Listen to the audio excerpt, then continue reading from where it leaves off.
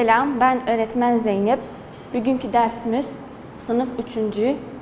matematik, çarpma ve toplama.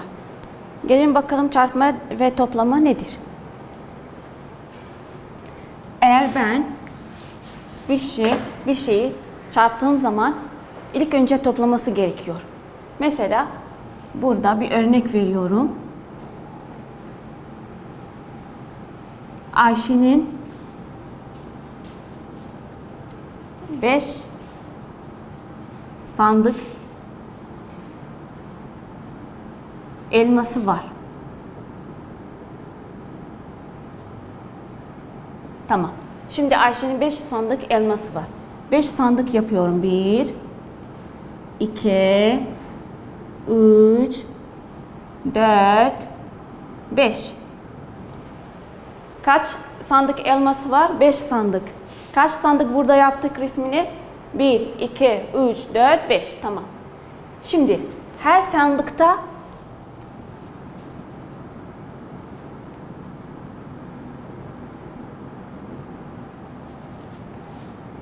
üç tane elması var. Şimdi sandık 1'de 3 tane elma var. 1, 2, 3. 1, 2, 3. 1, 2, 3. 1, 2, 3. 1, 2, 3. Tamam, şimdi Ayşe'nin kaç sandık elması vardı? 3 sandık. 1, 2, 3, 5 sandık elması vardı. 1, 2, 3, 4, 5. Tamam. Her sandıkta 3 tane elması vardır. 1, 2, 3. 1, 2, 3. 1, 2, 3. 1, 2, 3. 1, 2, 3. Tamam. Şimdi ne yapıyoruz? Bunları topluyoruz hep birlikte. Neden? Çünkü eğer çarpma olursa hepsini birlikte topluyorum. Burada kaç sandık vardır? 5. Mavi kalem. 5. 5. Tamam. Şimdi 5 çarpı 5 çarpı 5 çarpı 3. 1, 2, 3 eşittir 15. Nereden bildik biz 15? Gelelim bakalım, bunları topluyoruz şimdilik. 1, 2, 3 artı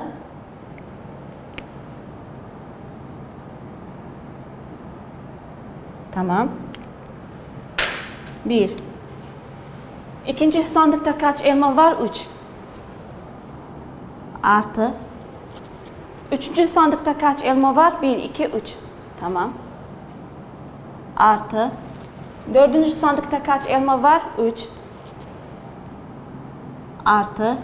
Beşinci sandık 1, 2, 3. Tamam. Şimdi bunları hep birlikte topluyorum. 3 artı 3, 6. 6 artı 3, 9. 9 artı 3, 12. 12 artı 3, 15. Tamam. Şimdi 15. Tamam. Şimdi burada çarpmada ne yaptık? Çarpmada 5 çarpı 3 eşittir 15. Gelelim bunları hep birlikte sayalım. Elmaları. Hep hepsini birlikte sandıkın içindekilerini. 1, 2, 3, 4, 5, 6, 7, 8, 9. 9, 10, 11, 12, 13, 14, 15. Tamam.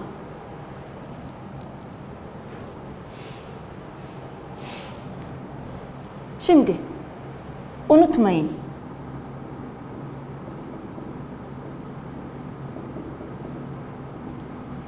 Eğer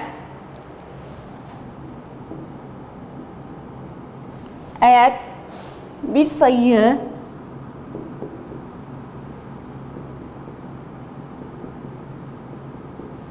bir ile bakın, bu önemli şey. 1 ile çarptığın zaman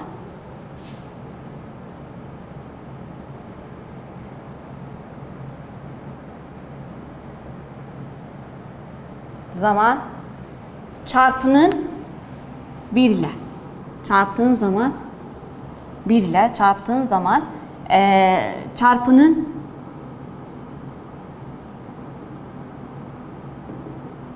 sonucu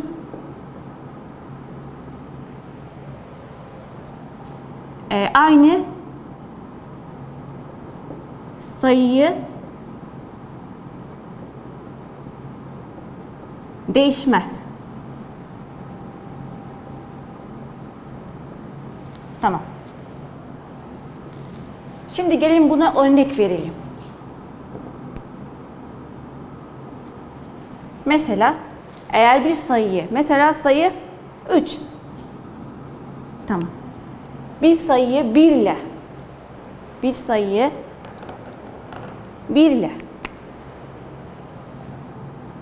1 ile çarptığın zaman çarpı 1 eşittir 3.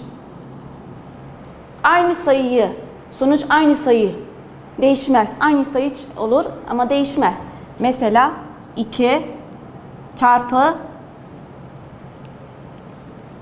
1 eşittir 2. Aynı sayı. Çarpının sonucu aynı sayı çıkıyor. Çarpının sonucu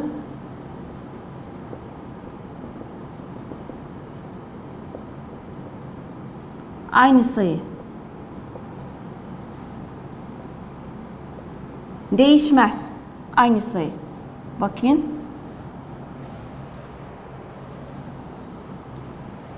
Tamam. Şimdi biraz başka bir sayılara örnek verelim. Bunu siliyorum.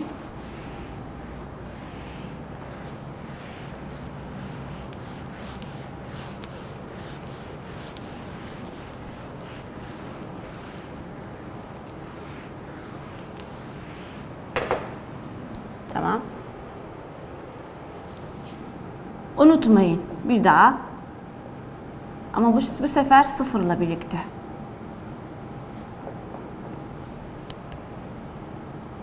Burada da unutmayın. Tamam.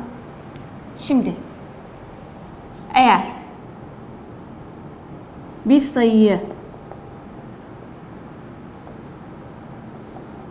sayıyı sıfırla, bu sefer sıfırla birlikte. Sıfırla. Tamam. Sıfırla. Eğer bir sayıyı sıfırla birlikte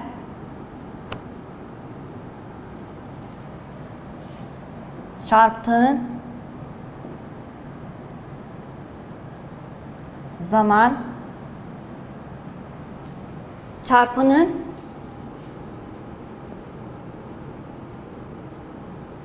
sonucu sıfır. Hep sıfır olur. Mesela bir örnek verelim.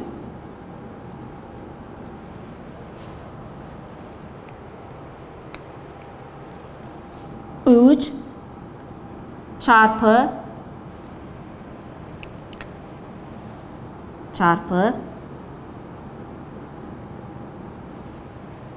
3 çarpı 0. 0.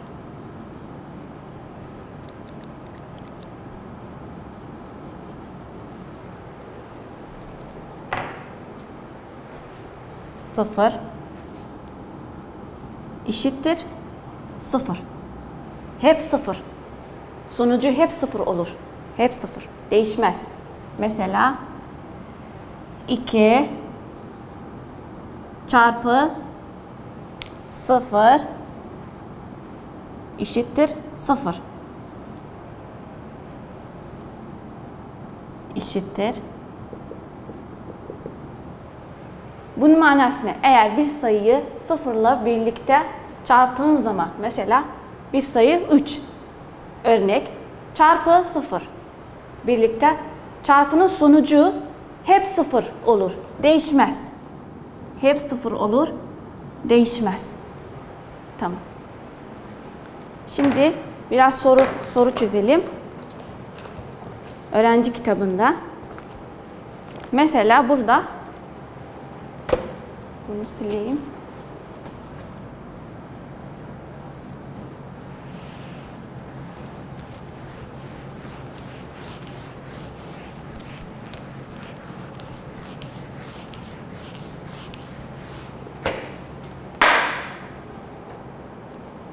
Mesela burada soru 1 sayfa 63. Sayfa 63. Soru 1. Her sandıkta 4 kutu vardır. Her sandıkta 4 kutu vardır. Ayşe 3 sandık aldı. Sandık mesela 3 sandık aldı. Ayşe 1, 2, 3. 3 sandık.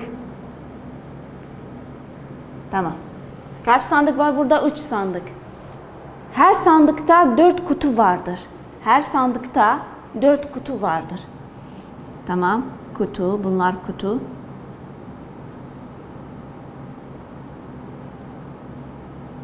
Her sandıkta 4 kutu vardır. 1, 2, 3, 4. Kaç sandık? 1, 2, 3. Her sandıkta kaç kutu vardır? 4. 1, 2, 3, 4. 1, 2, 3, 4. 1, 2, 3, 4. Tamam. Burada kaç sandık var? 3. Her sandıkta kaç kutu var? 4. 1, 2, 3, 4. 1, 2, 3, 4. 1, 2, 3, 4. Tamam. Şimdi bunları hep birlikte ilk önce topluyoruz. Tamam. Şimdi burada kaç sandık vardır? 3. Her sandıkta kaç kutu vardır? 4. 4 artı 4 artı 4 eşittir. 4 artı 4 8. 8 artı 4 12. Tamam. Şimdi bunları çarpı yapıyoruz. Bu toplama. Bu sefer çarpı. Mavi. Sıkıyorum kalem.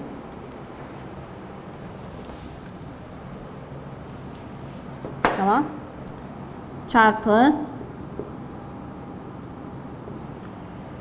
Tamam. Burada kaç tane 4 var? 1, 2, 3. Tamam. 3, 4 var. 4. Kaç sandık vardır? 3. Çarpı 3. Tamam. Kutu. Sandık. Çarpı.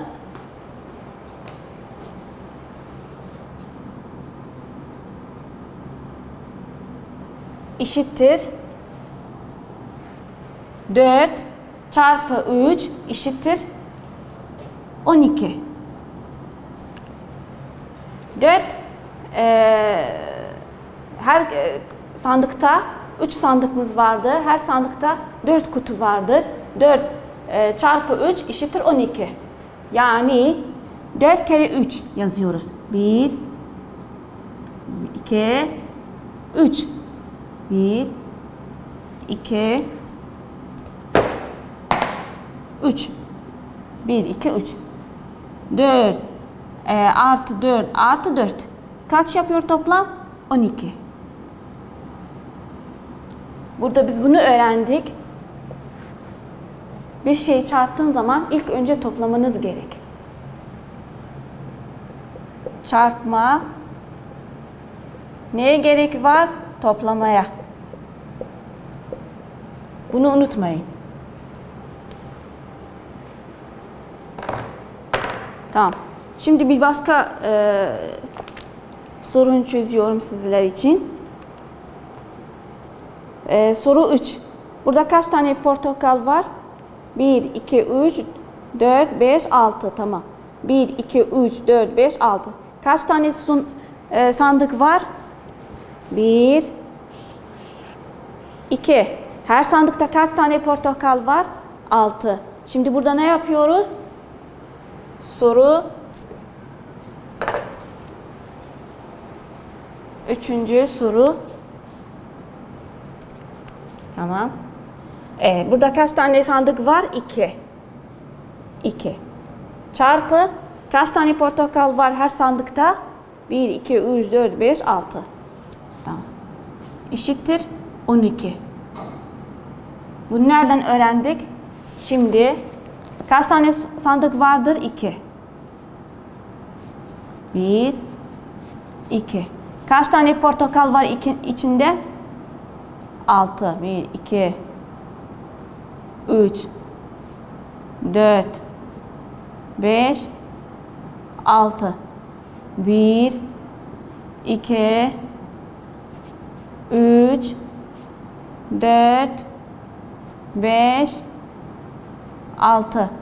Tamam. Şimdi bunları birlikte topluyoruz. 6. Bu sandıkta kaç tane portakal var? 6. Artı 6. Bu sandıkta da 6 tane var. 6 artı 6 eşittir 12. Bunları şimdi hep birlikte sayıyorum toplama. 1, 2, 3, 4, 5, 6, 7, 8, 9, 10. 11, 12. Tamam.